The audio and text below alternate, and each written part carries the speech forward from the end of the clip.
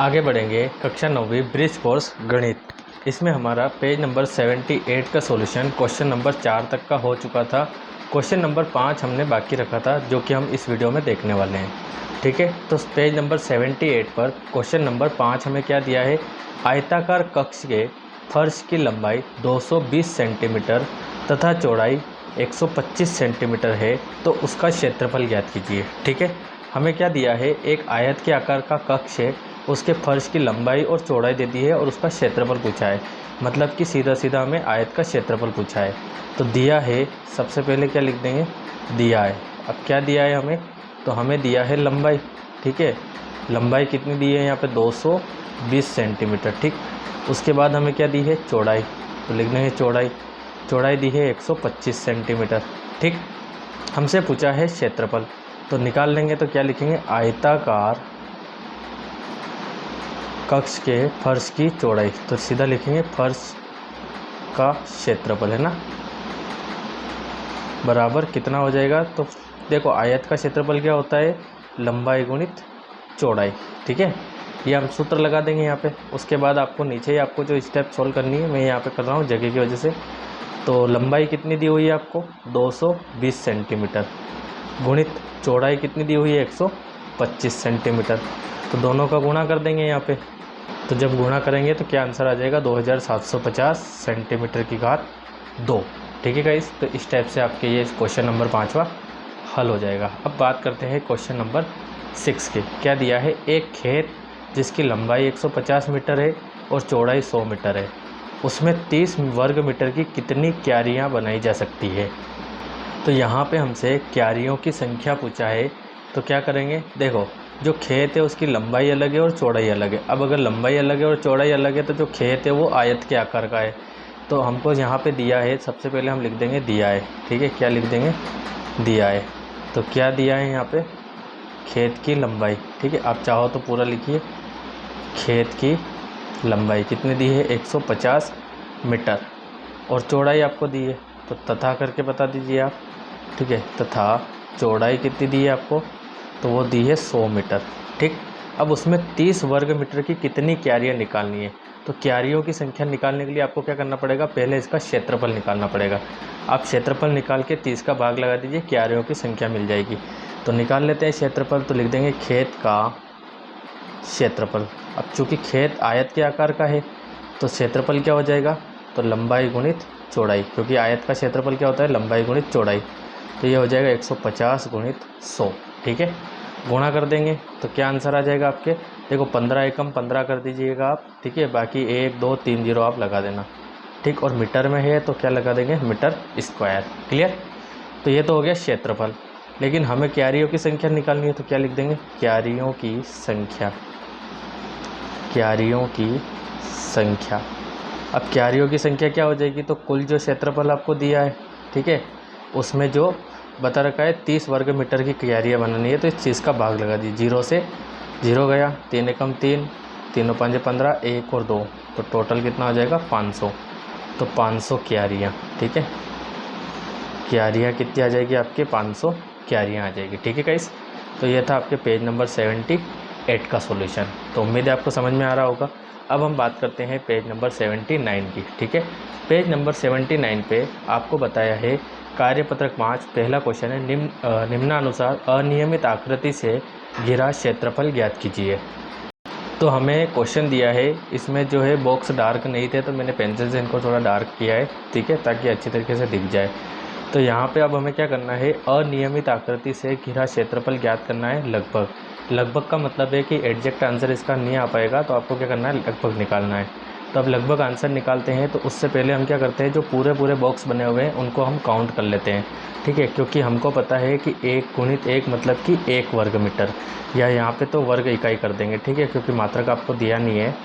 ठीक है, तो ये करेंगे, मतलब कि 1 खाना 1 गिनेंगे। ठीक है, तो यहाँ पे जो पूरे पूरे जो हमारे बॉक्स है उनको हम काउंट कर लेते हैं। ठीक है, स्टार्ट करते हैं यहाँ से।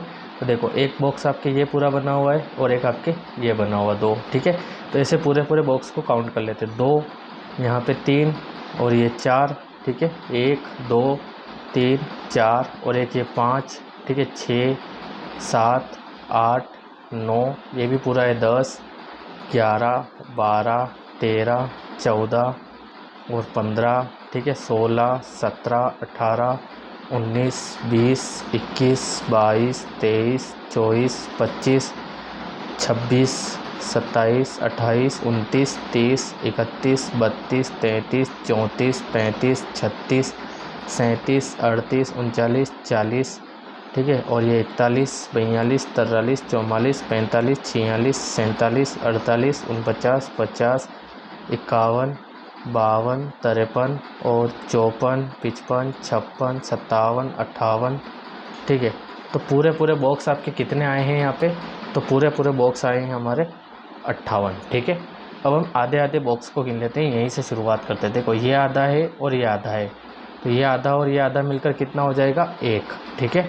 उसके बाद देखो ये थोड़ा सा है और ये थोड़ा सा है और ये भी थोड़ा सा है, ठीक है, और ये भी थोड़ा सा। तो देखो ये और ये, इसको मिला के हम गिन लेते हैं 1, ठीक है। उसके बाद आगे जाते हैं हम और आगे बढ़ेंगे।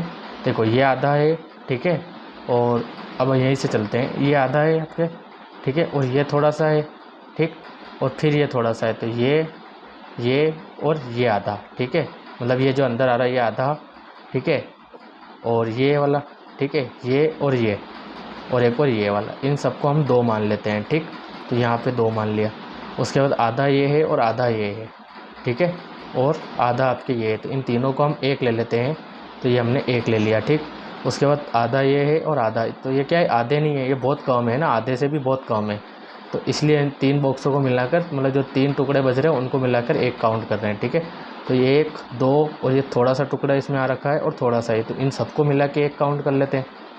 उसके बाद देखते हैं, तो ये आधा है, ठीक है, बस थोड़ा सा ही कम है, तो इसमें हम ये थोड़ा सा ये यहाँ से ले सकते हैं, ठीक है।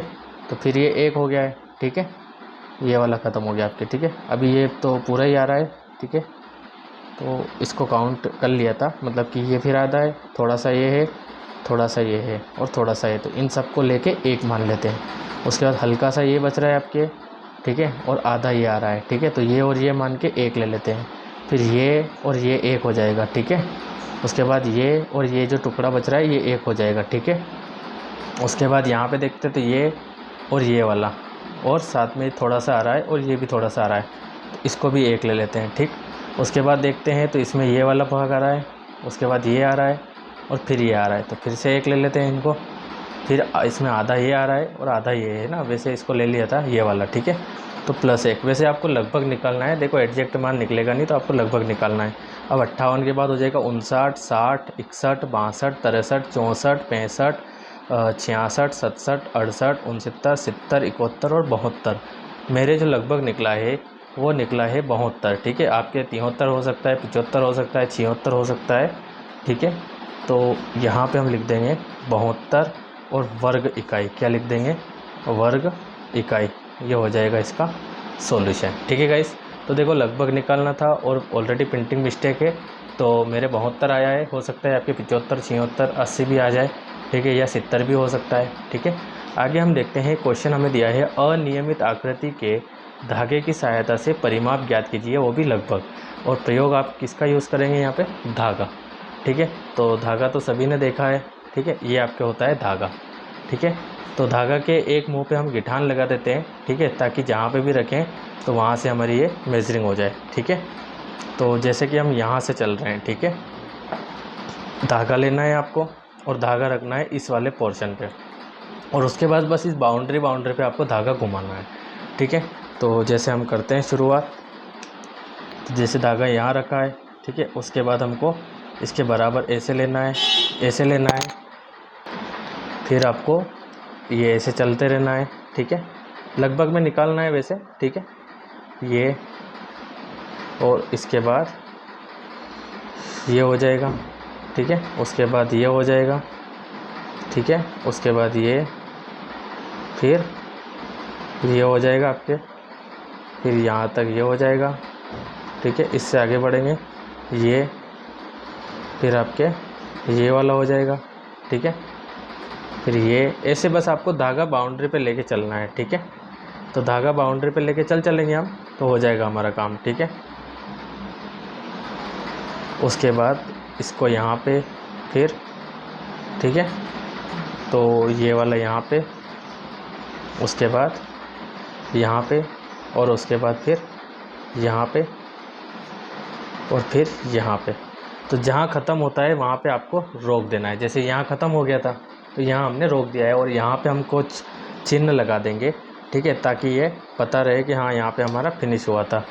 जैसे यहाँ पे हमने पेंसिल से अभी मार्क कर दिया है थोड़ा सा डार्क, ठीक है। अब हम स्केल से इसको नाप लेंगे। तो कैसे नापेंगे, ये स्केल लेंगे और ये जैसे डार्क आपको दिख रहा है इसमें, ये यहाँ पे, ठीक है, यहाँ पे है, तो आपको रखनी है स्केल यहाँ से, ठीक है, ये 0 सेंटीमीटर से, और ऐसी ऐसी इसको लंबी कर देनी है, ठीक है। तो हम देखते हैं, तो यहाँ तक आया है आपके 15 सेंटीमीटर, छोटी स्केल है। फिर यहाँ से वापस नाप लेंगे 15 के भी, फिर यहाँ पर रख देंगे इसको, तो ये फिर 15 से और आगे जा रहा है, तो ये 15 और 15 30 सेंटीमीटर तो हो गया है। बस यहीं पे ये फिनिश हो जाएगा, ठीक है। तो यहाँ से अगर हम देखते हैं इसको 0 पे रख के, तो ये हो जाएगा आपके 2 सेंटीमीटर। तो 30 और 2 32 सेंटीमीटर, ठीक है। कितना हो जाएगा 32, और चूँकि हमने तो स्केल लिए सेंटीमीटर में लिया है, तो सेंटीमीटर और इसका लगाएंगे वर्ग, क्योंकि हमने क्षेत्रफल देखा है, ठीक है। क्षेत्रफल में आपको इकाई का वर्ग लगाना होता है, जो कि हो जाएगा आपके लगभग, क्या हो जाएगा ये लगभग, ठीक है गाइस। तो ये है आपके पेज नंबर 79 का सॉल्यूशन। तो उम्मीद है आपको समझ में आया होगा, और अगर फिर भी कोई डाउट है तो आप मुझे कमेंट कर सकते हैं, ठीक है। मिलते हैं नेक्स्ट वीडियो में अगले पेज नंबर के साथ, तब तक के लिए थैंक यू।